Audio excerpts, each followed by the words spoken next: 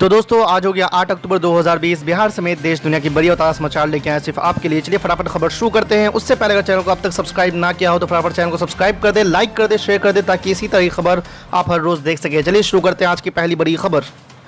बिहार विधानसभा चुनाव के लिए जनता दल यूनाइटेड ने अपने 115 उम्मीदवारों की लिस्ट जारी कर दी है। एनडीए में सीट बंटवारे के बाद जेडीयू को 122 सीटें मिली थी। जेडीयू ने अपने खाते से 60 सीटें जीतनराम मांझी को दे दी। इस तरह अब नीतीश कुमार की पार्टी के पास 115 सीटें हैं। पार्टी ने सभी सीटों पर अपने उम्मीदवारों के नाम की घोषणा कर दी है। आपको बता दें कि मुजफ्फरपुर शेल्टर होम कांड में पति का नाम आने के बाद विवादों में रही पूर्व मंत्री मंजू वर्मा को भी जेडीयू ने टिकट दिया है। उन्हें चिरैया विधानसभा क्षेत्र से उम्मीदवार बनाया गया है। टिकट जारी करते हुए जेडीयू के प्रदेश अध्यक्ष वरिष्ठ नारायण सिंह ने कहा है कि नीतीश कुमार ने अपने कार्यकाल में बिहार को बदल दिया है। सड़क, बिजली और पानी पर बहुत अच्छा काम हुआ है। आज की दूसरी बड़ी खबर, मुकेश सहनी की विकासशील इंसान पार्टी एनडीए में शामिल हो गई है। बिहार विधानसभा चुनाव में मुकेश सहनी की पार्टी 11 सीटों पर चुनाव लड़ेगी। बुधवार को बीजेपी ने वीआईपी के साथ गठबंधन का ऐलान करते हुए अपने कोटे के 121 सीटों में से 11 सीटें देने की घोषणा की है। बीजेपी ने भविष्य में मुकेश सहनी को एक एमएलसी सीट देने की भी बात कही है। आपको बता दें कि विकासशील इंसान पार्टी महागठबंधन का हिस्सा थी। जिस दिन महागठबंधन से सीट बंटवारे का ऐलान हुआ उस दिन प्रेस कॉन्फ्रेंस में वीआईपी के अध्यक्ष मुकेश सहनी ने राजद पर पीठ में खंजर घोंपने का आरोप लगाकर महागठबंधन से नाता तोड़ लिया था। एनडीए में शामिल होने के बाद मुकेश सहनी ने कहा है कि जिस गठबंधन से हमने राजनीतिक करियर की शुरुआत की थी, एक बार फिर से हम उसी घर में आ गए हैं। ये मेरे लिए काफ़ी खुशी की बात है। मुकेश सहनी ने कहा है कि आज से हम पूरी मजबूती के साथ बिहार में फिर से एनडीए को लाने के लिए कोशिश करेंगे। हम चाहते हैं कि नीतीश कुमार एक बार फिर से मुख्यमंत्री बने।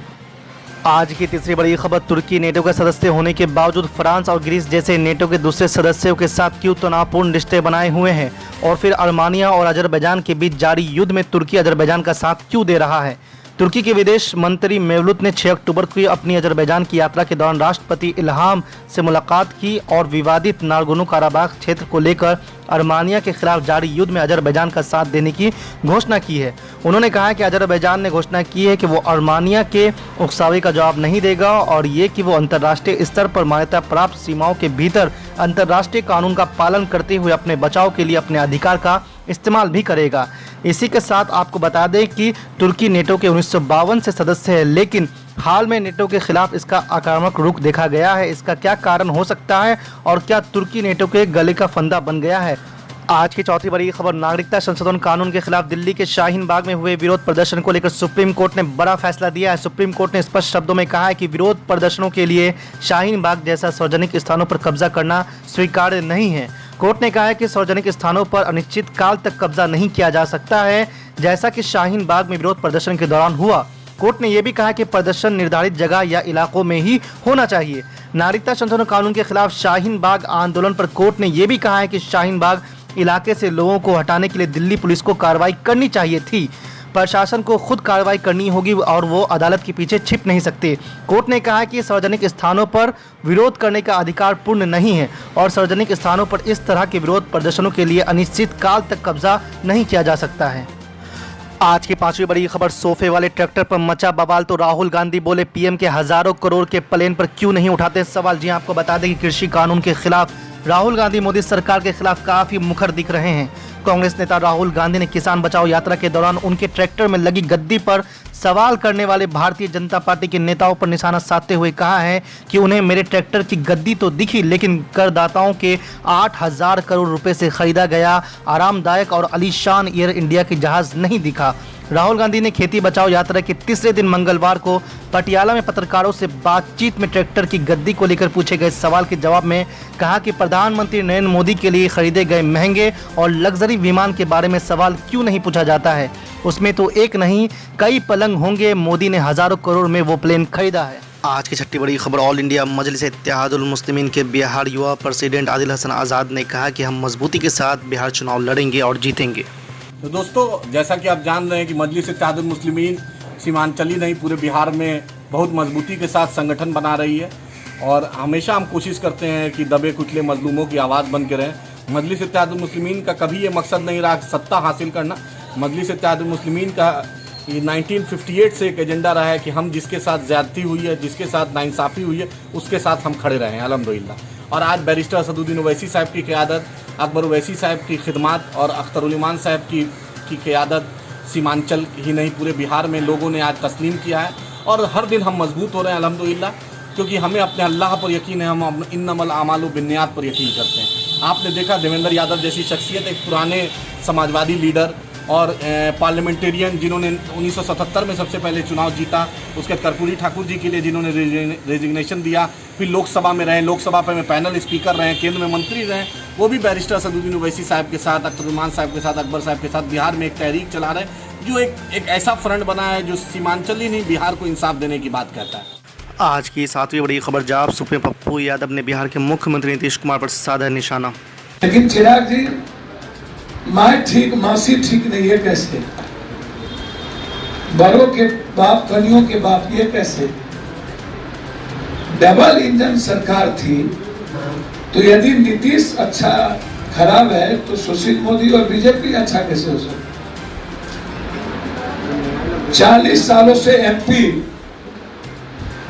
बीजेपी, मेयर 35 सालों से बीजेपी, 45 सालों से एमएलए बीजेपी, तो फिर बिहार जानना चाहती है पटना को सबसे खराब करने वाली बीजेपी अच्छा कैसे? इसको बताएं। आप बाहर निकलिए, मेरा आग्रह है, और बिहार को अच्छी लीडरशिप दी। आप लिखते हैं नीतीश नहीं चिराग पासवान, हम तो बोले आपको आप चिराग पासवान आते, लेकिन जिस जुमले की सरकार ने बिहार को नाश किया, डरी हुई सहमी हुई नीतीश कुमार, खौफ में जीने वाले नीतीश कुमार, जिसको इतना अपमान किया बीजेपी ने, सबसे ज्यादा अपमान बीजेपी की, केस को बचाने के लिए बिहार को भेज दी। यह दोनों कमजोर काया डरा हुआ है, इसीलिए बिहार का यूथ हमेशा डायनेमिक और पैसिव तरीके से रूल किया और अपना जिम्मेदारी, और बिहारी अब अपना नेतृत्व इस डरा हुआ दोनों व्यक्ति और कमजोरों के हाथ नहीं दे सकता। भविष्य सुरक्षित नहीं है, इसीलिए अब आप दोनों कंप्लीट एंटी बिहारी हैं, बिहार का कल्चर नहीं है, वो मेरे साथ आए। इसके लिए संयोजक सह संयोजक के रूप में आपको बहुत बहुत बधाई। आप कुछ पूछना चाहते हो?